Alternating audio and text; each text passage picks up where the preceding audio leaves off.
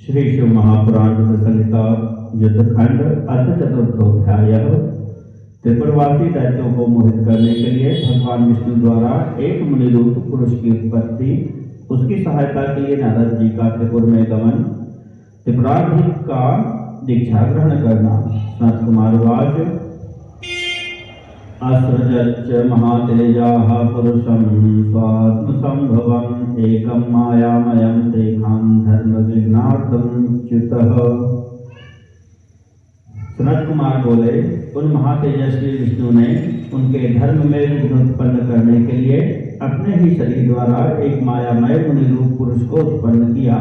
मुंडिनं लान वस्त्रं च गुंफिपात्र समन्वितं दधानं पुंजिकां हस्ते चालयन्तं पदे पदे वस्त्रयुक्तं तथा हस्तं क्षीयमाणं मुखे सदा धर्मेति व्याहरन्तं हि वाचा विप्लवया मुनिम्।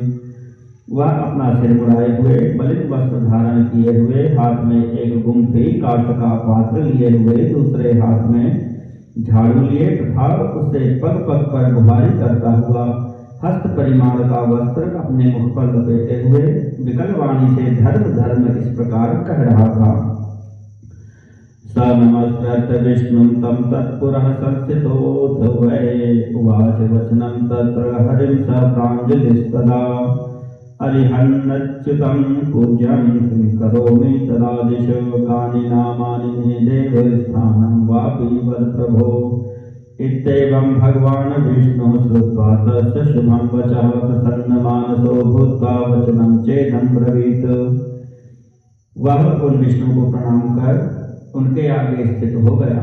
इसके बाद उसने हाथ जोड़कर पूज्य अच्युत विष्णु से यह वचन कहा, हे अरिहन शत्रुनाशक, मैं क्या करूं, इसके लिए आज्ञा दीजिए। हे देव, मेरे क्या क्या नाम होंगे। हे प्रभु, मेरे स्थान का भी निर्देश कीजिए। इस प्रकार उसका यह शुभ वचन सुनकर भगवान विष्णु प्रसन्न चित्त होकर यह वचन कहने लगे। विष्णुरुवाच तदर्थं निर्मितोऽसि त्वं निबोध कथयामि ते मदनुगज महाप्राज्ञ मद्रूपस्त्वं न संशयः। विष्णु जी बोले, मेरे शरीर से उत्पन्न हे महाप्राज्ञ, मैंने जिसके लिए तुम्हारा निर्माण किया है उसे सुनो। मैं कह रहा हूँ, तुम मेरे ही रूप हो, इसमें संदेह नहीं है। ममांगाच समुत्पन्नो मत्कार्यं कर्तुमर्हसि मदीयस्त्वं सदा पूज्यो भविष्यसि न संशयः। मेरे शरीर से उत्पन्न हुए तुम मेरा कार्य करने में समर्थ हो, तुम मुझसे अभिन्न हो, इसलिए लोक में सदा पूज्य होगे, इसमें संशय नहीं है। अरिहन्नाम ते स्यातु ह्यान्यानि च शुभानि च स्थानं वक्ष्यामि ते पश्चात् क्षणं प्रस्तुतमादरात्। तुम्हारा नाम अरिहन होगा, तुम्हारे अन्य भी शुभ नाम होंगे, मैं तुम्हारे स्थान को बाद में बताऊंगा।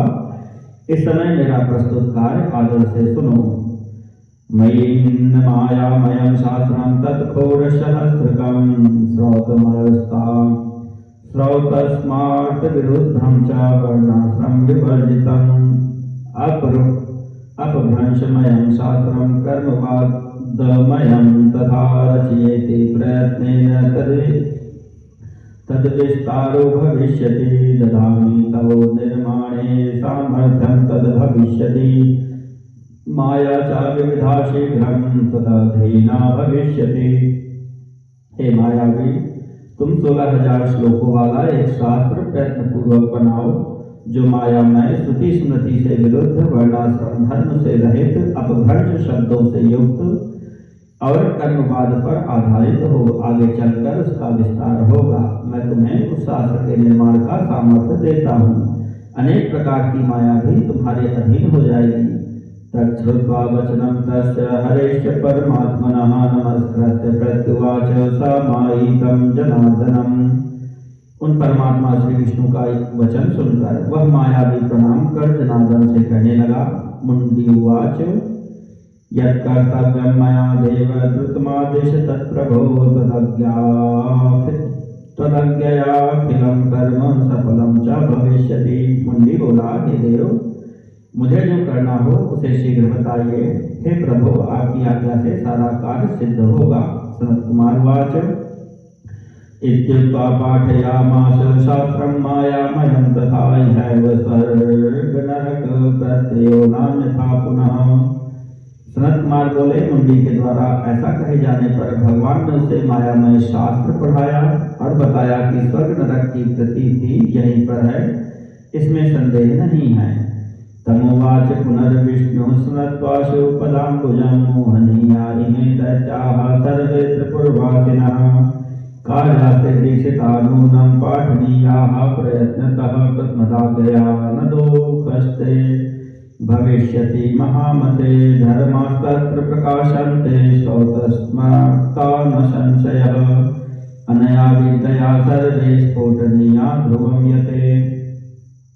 उसके बाद विष्णु ने शिव जी के चरण कमल का स्मरण करके उससे पुनः कहा कि तुम त्रिपुर में रहने वाले इन समस्त दैत्यों को मोहित करो, तुम उन्हें दीक्षित करो और प्रयत्न पूर्वक इस शास्त्र को पढ़ाओ। हे महामते, मेरी आज्ञा के कारण तुम्हें ऐसा करने से दोष नहीं लगेगा। हे यते, इसमें संदेह नहीं कि यहाँ श्रौत स्मार्त धर्म प्रकाश कर रहे हैं, किंतु तुम इस विद्या के द्वारा उन सभी को धर्म से च्युत करो। गन्तुमर्हसि नाशार्थं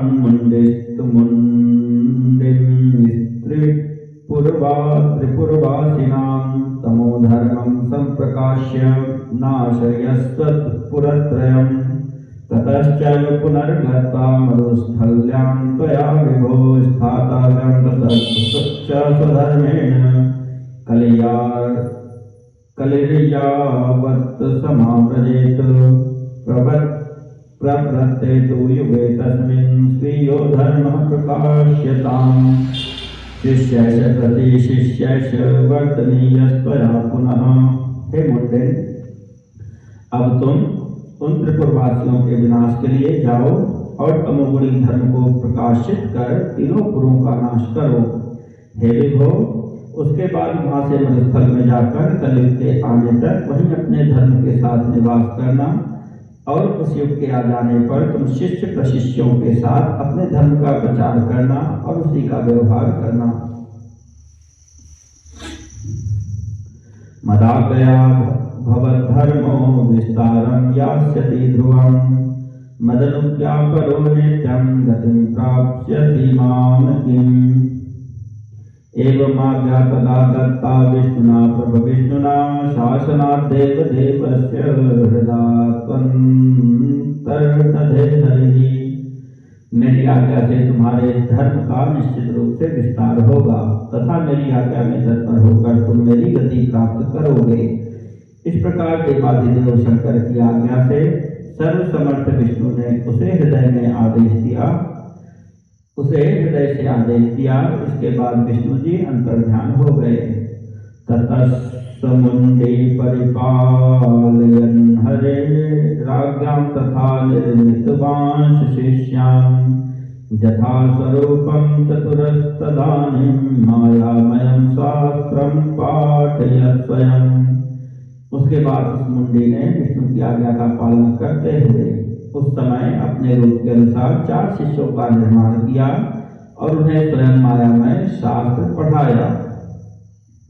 यथा स्वयं तथा ते चत्वारो मुंडिनः शुभाः नमस्कृत्य स्थितास्तत्र हरिये परमात्मने हरिश्चापि मुनिस्तत्र चतुरस्तांस्तदा स्वयं उवाच परं प्रीतः शिवाज्ञा परिपालकः यथा गुरुस्तथा यूयं भविष्यत् मदाज्ञया धन्यः स्थिरसर्गतिमिः संप्राप्यस्तु न संशयः। जैसा वह स्वयं था उसी प्रकार वे चारों शुभ मुंडी भी थे। वे परमात्मा श्री विष्णु को नमस्कार कर वहीं पर स्थित हो गए। हे मुने, तब शिव की आज्ञा का पालन करने वाले श्री विष्णु ने भी प्रसन्न होकर उन चारों शिष्यों से स्वयं कहा, जैसे तुम लोगों के गुरु हैं वैसे ही मेरी आज्ञा से तुम लोग भी बनो। तुम लोग धन्य हो और इस लोक में सद्गति प्राप्त करोगे, इसमें संदेह नहीं है। चत्वारो मुंडिनस्ते धर्मं पाखंडमाश्रिताः हस्ते पात्रं दधानाश्च तुण्डवस्त्रस्य तुण्डवस्त्रस्य धारकाः मालिनामेव वासांसि धारयन्तो ह्यभाषिणः धर्ममूलावः परं तत्त्वं वदन्तस्त्वत्तिहर्षतः मार्जनीन्द्रियमाणाश वस्त्रखण्डविनिर्मितां शनैश्चलन्तो हि जीवहिंसा भयात् ध्रुवम् ते सर्वे च तदा देवं भगवन्तं मुदान्विताः नमस्कृत्य पुनस्तत्र मुने तस्थुस्तदग्रतः। इसके बाद वे चारों मुंडी हाथ में पात्र लिए, नासिका पर वस्त्र बांधे, मलिन वस्त्र धारण किए हुए, अत्यधिक न बोलते हुए धर्म ही काम तथा परम तत्व है ऐसा अति हर्षपूर्वक कहते हुए वस्त्र के छोटे छोटे टुकड़ों से बनी हुई मार्जनी धारण किए हुए और जीव हिंसा के भय से धीरे धीरे चलते हुए विचरण करने लगे। हे मुने, तब वे सभी प्रसन्न होकर देवाधिदेव श्री विष्णु को नमस्कार कर उनके आगे स्थित हो गए। हरिणा च तदा हस्ते धत्वा च गुरुवेर्पिताः अभ्यधायि च सुप्रीत्या तं नामानि विशेषतः यथा त्वं च तथैवैते मदीया वै न संशयः आदिरूपं च तन्नाम पूज्यत्वात् पूज्य उच्यते। उसके अनंतर भगवान विष्णु ने उनका हाथ पकड़कर उन्हें गुरु को अर्पित कर दिया और अत्यंत प्रेम के साथ विशेष रूप से उनके नामों को बताया और कहा, जैसे तुम मेरे हो उसी प्रकार ये भी मेरे हैं, इसमें संशय नहीं है। तुम्हारा आदि रूप है, इसलिए आदि रूप यह नाम होगा और पूज्य होने से तुम पूज्य भी कहे जाओगे। तथा किर्य उपाध्यायति स्वयं इमान्यपि तु नामानि प्रसिद्धानि भवन्तु वः ममापि च भवद्भिश्च नामग्राह्यं शुभं पुनः अरिहन्यति तन्नाम ध्येयं पापप्रणाशनं भवद्भिश्चैव कर्तव्यं कार्यं लोकसुखावहं लोकानुकूलं चलतां भविष्यत्युत्तमागतिः। ऋषि यति कीर एवं उपाध्याय ये नाम भी तुम लोगों के प्रसिद्ध होंगे। तुम लोगों को मेरे भी शुभ नामों को ग्रहण करना चाहिए। अरिहन यह मेरा नाम ध्यान योग्य तथा पापनाशक है। अब आप लोगों को लोक कल्याणकारी कार्य करते रहना चाहिए। लोक के अनुकूल आचरण करते हुए तुम लोगों की उत्तम गति होगी। सनत कुमार वाच तथा प्रणम्य तं मायी शिष्ययुक्तः स्वयं तदा जगाम त्रिपुरं सत्य शिवेच्छाकारिणं मुदा प्रविश्य तत्पुरं तूर्णं विष्णुना मोदितो वशी महामाया विना तेन ऋषिर्मायां तदा करोत् नगरोपवने कृत्वा शिष्यैर्युक्तः स्थितिं तदा मायां प्रवर्तयामास मायिनामपि मोहिनीं। सनत कुमार बोले, इसके बाद विष्णु को प्रणाम करके वह मायावी अपने शिष्यों के साथ प्रसन्नतापूर्वक शीघ्र ही शिव की इच्छा के अनुसार कार्य करने वाले त्रिपुर के पास गया। महामायावी विष्णु द्वारा प्रेरित वह जितेंद्रिय ऋषि त्रिपुर में शीघ्र प्रविष्ट होकर मायाचार करने लगा। उसने शिष्यों के सहित नगर के उपवन में निवास कर बड़े बड़े मायावियों को भी मोहित करने वाली माया फैलाई। शिवाचन प्रभावेण तन्माया सहसा मुने त्रिपुरे च चशालासु निर्विण्णो भूतदायति यत् विष्णुं ससस्मार तुष्टाव च हृदा बहु नष्टोत्साहो विचेतस्तो हृदयेन विदूयता ततस्मृतस्त्वरितं विष्णु सस्मार शङ्करं हृदि प्राप्याज्ञां मनसा तस्य स्मृतवान् नारदं द्रुतं। हे मुने, जब शिव जी के अर्चन के प्रभाव के कारण उसकी माया त्रिपुर में सहसा न चल सकी तो यति व्याकुल हो उठा। इसके बाद उत्साहहीन तथा चेतना रहित उसने दुखी मन से विष्णु का स्मरण किया और हृदय से उनकी स्तुति की। उसके द्वारा स्मरण किए गए श्री विष्णु ने हृदय में शंकर जी का ध्यान किया और उनकी आज्ञा प्राप्त कर शीघ्र ही मन से नारद जी का स्मरण किया। स्मृत मात्रेण विष्णोश्च नारदः समुपस्थितः दत्त्वा स्तुत्वा पुरस्तस्य स्थितो भूत्सराञ्जलिस्तदा अथ तं नारदं प्राह विष्णुर्मतिमतां वरः लोकोपकारनिरतो देवकार्यकरः सदा शिवाज्ञयोच्यते तात गच्छतं त्रिपुरं दुर्गं ऋषिस्तत्र गतः शिष्यैर्मोहार्थं तत्सुवासिनाम्। विष्णु जी के स्मरण करते ही नारद जी उपस्थित हुए और उन्हें प्रणाम कर तथा उनकी स्तुति कर हाथ जोड़े हुए वे उनके आगे खड़े हो गए। तब बुद्धिमानों में श्रेष्ठ विष्णु जी ने नारद जी से कहा, आप तो सर्वदा लोकोपकार में निरत तथा देवताओं का कार्य करने वाले हैं। हे तात, मैं शिव जी की आज्ञा से कहता हूँ कि आप शीघ्र ही त्रिपुर में जाएं। उस पुर के निवासियों को मोहित करने के लिए एक ऋषि अपने शिष्यों के साथ वहां गए हैं। सनत कुमार वाच इत्याकर्णवचस्तस्य नारदो मुनिसत्तमः गतस्तत्र दुतं यत्र स ऋषिर्मायिनाम्बरः नारदोऽपि तथा मायिनियोगान् मायिनः प्रभो प्रविश्य तत्पुरं तेन मायिना स दीक्षितः। ततश्च नारदो गत्वा त्रिपुराधीशसन्निधौ क्षेम प्रश्नादिकं कृत्वा राज्ञे सर्वं निवेदयत्। सनत कुमार बोले, उनका यह वचन सुनकर श्रेष्ठ नारद जी बड़ी शीघ्रता से वहां गए जहां मायावियों में श्रेष्ठ वह ऋषि था। नारद जी भी बड़े मायावी थे। उन्होंने मायावी प्रभु विष्णु की आज्ञा से उस पुर में प्रवेश कर उस मायावी से दीक्षा ग्रहण कर ली।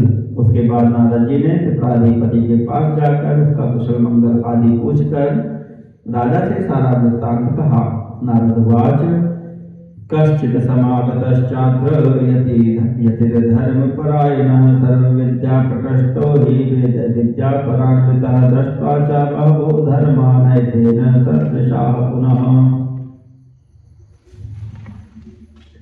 वयं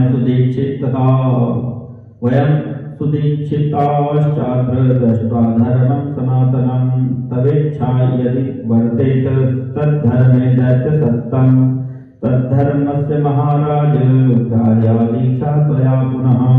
नारद जी बोले, हे राजन, धर्मपरायण सभी विद्याओं के पारंगत और वेद विद्या में प्रवीण कोई यदि आपके नगर में आया है। हमने बहुत धर्म देखे हैं परंतु इसके समान नहीं। इसके सनातन धर्म को देखकर हमने इससे दीक्षा ले ली है। अतः दैत्य सत्तम, हे महाराज, यदि आपकी भी इच्छा उस धर्म में हो तो आप भी उस धर्म की दीक्षा ग्रहण कर लें। सनत कुमार वाच तदीयं सवचः श्रुत्वा महदर्थ सुगर्भितं विस्मितो हरिदैत्येशो जगौ तत्र विमोहितः। नारदो दीक्षितो यस्मात् वयं दीक्षां वाप्नुमः इत्येवं च विदित्वा वैजराम स्वयमेव। सनत कुमार बोले, नारद जी का विषाद अर्थगर्भित वचन सुनकर वह दैत्याधिपति बड़ा विस्मित हो उठा और मोहित होकर मन में कहने लगा कि जब नारद जी ने स्वयं दीक्षा ली है तो हम भी उससे दीक्षा ग्रहण कर लें। ऐसा सोचकर वह स्वयं वहां गया। तद्रूपं च तथा दृष्ट्वा मोहितो मायया तथा वाच वचनं तस्मै नमस्कृत्य महात्मने। उसके स्वरूप को देखकर उसकी माया से मोहित दैत्य ने उस महात्मा को नमस्कार करके यह वचन कहा। त्रिपुराधिप उवाच दीक्षा देया त्वया मह्यं निर्मलाशय घोरशे अहं शिष्यो भविष्यामि सत्यं सत्यं न संशयः। त्रिपुराधिप बोला, पवित्र अंतःकरण वाले हे ऋषि, आप मुझे भी दीक्षा दीजिए, मैं आपका शिष्य बनूंगा। यह सत्य है, इसमें संशय नहीं है। इत्येवं तु वचः श्रुत्वा दैत्यराजस्य निर्मलं प्रत्युवाच सुयत्नेन ऋषिः स च सनातनः मदीया करणीया स्याद्यज्ञा दैत्यसत्तम् तदा देया मया दीक्षा नान्यथा कोटियत्नतः। इत्येवं तु वचः श्रुत्वा राजा मायामयो भवत् उवाच वचनं शीघ्रं यतिं तं हि कृताञ्जलिः। दैत्यराज के इस निर्मल वचन को सुनकर सनातन ऋषि ने प्रयत्न के साथ कहा, हे दैत्य सत्तम, यदि तुम मेरी आज्ञा का सर्वथा पालन करोगे तभी मैं दीक्षा दे सकता हूँ, अन्यथा करोड़ों यत्न करने पर भी दीक्षा नहीं दूंगा। इस प्रकार यह वचन सुनकर राजा माया के अधीन हो गया और हाथ जोड़कर बड़ी शीघ्रता से यति से यह वचन कहने लगा। दैत्यवाच यथा ज्ञान दास्यसि त्वं हि तथैव न चान्यथा तदाज्ञानोऽलं हृदिष्ये सत्यं सत्यं न संशयः। दैत्यराज बोला, आप जैसी आज्ञा देंगे मैं वैसा ही करूंगा, उसके विपरीत नहीं करूंगा। मैं आपकी आज्ञा का उल्लंघन नहीं करूंगा। यह सत्य है, इसमें संशय नहीं है। सनत कुमार वाच जागर्णवचस्तस्य त्रिपुराधीशितुस्तदा दूरीकृत्य मुखाद् वस्त्रमुवाच ऋषि सत्तमः। दीक्षां गृहीष्व दैत्येन्द्र सर्वधर्मोत्तमोत्तमां येन दीक्षा विधानेन प्राप्स्यसि त्वं कृतार्थताम्। सनत कुमार बोले, त्रिपुराधिपति का यह वचन सुनकर उस ऋषि श्रेष्ठ ने अपने मुख से वस्त्र हटाकर उससे कहा, हे दैत्येन्द्र, आप सभी धर्मों में परम उत्तम इस दीक्षा को ग्रहण कीजिए जिस दीक्षा के विधान से तुम कृतार्थ हो जाओगे। इत्युक्त्वा सतु मायावी दैत्यराजाय सत्वरं ददौ दीक्षां धर्मोक्तां तस्मै विधि विधानतः। दैत्यराजे दीक्षिते च तस्मिन् सहजे मुने सर्वे च दीक्षिता जातास्त तत्र त्रिपुरवासिनः। सनत कुमार बोले, ऐसा कहकर उस मायावी ने विधि विधान के साथ अपने धर्म में बताई गई दीक्षा उस दैत्यराज को शीघ्र ही प्रदान की। हे मुने, अपने सहोदरों के सहित उस दैत्यराज के दीक्षित हो जाने पर सभी त्रिपुरवासी भी उस धर्म में दीक्षित हो गए। मुने शिष्य